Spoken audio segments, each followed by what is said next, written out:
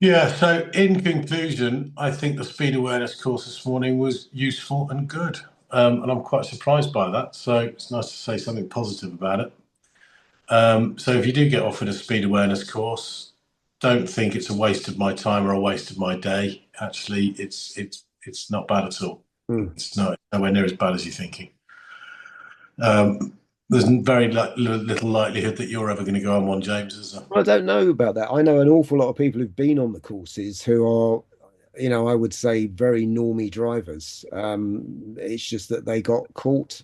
And yeah, again, it doesn't seem to relate to anything dangerous. In the old days, you would get done for dangerous things because there were police patrol vehicles who would say, you're doing something dangerous, and either have a word with you. And in most cases, that would be enough. That would pull you up, make you think about things, and then you'd go about your day, and you would be a better driver as a result. Whereas now, it's policing via ANPR cameras, which in a way Yeah, doesn't seem a way forward. I'd actually encourage a lot more. I mean, again, if you're on a motorway, people behave very differently once they see a jam jar. They really do. I they mean, do. people stop doing stupid things, suddenly have lane discipline, suddenly pull in, suddenly do indicate everywhere. It's uh, the same old thing, isn't it? it That is. they're conscious of the cops for a certain period of time. As soon as they're not there, they just revert back to time. Yeah, that's right. So yeah, the future-proof way. Yeah, we want more policemen really on the roads in cars Just, for you qualified. know what?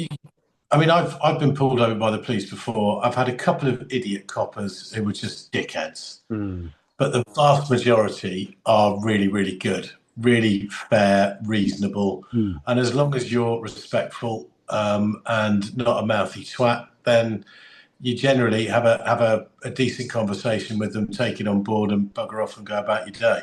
Yeah. Yeah, the vast majority of traffic cops, but you got to remember these traffic cops have seen some of the most horrific things, and most of it is due to speed. So when they're giving you a bollocking and they look very serious, it's because they've seen some horrific things and they are genuinely concerned. So, but I agree with you. I think a bollocking off a copper is a lot more has a lot more impact than pretty much anything else, really, especially if they start detailing the things they've seen. And I've had one do that to me, and it was very unpleasant.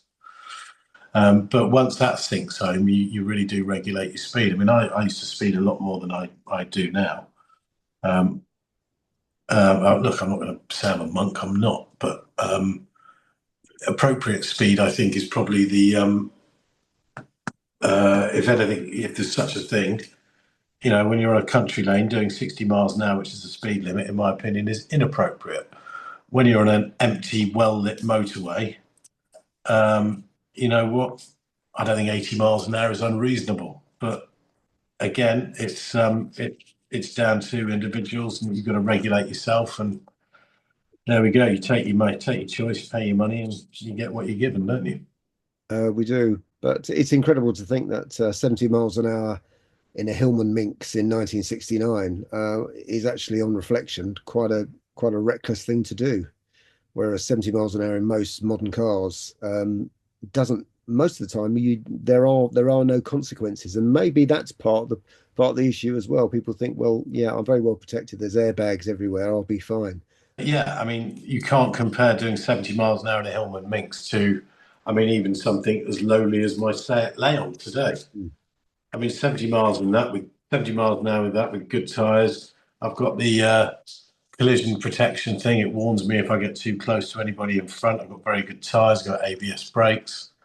And the braking distance in a Seat Leon compared to a Hillman Minx, I'd imagine, is around about half. You would die in an old car quite simply, and we weren't strapped in either.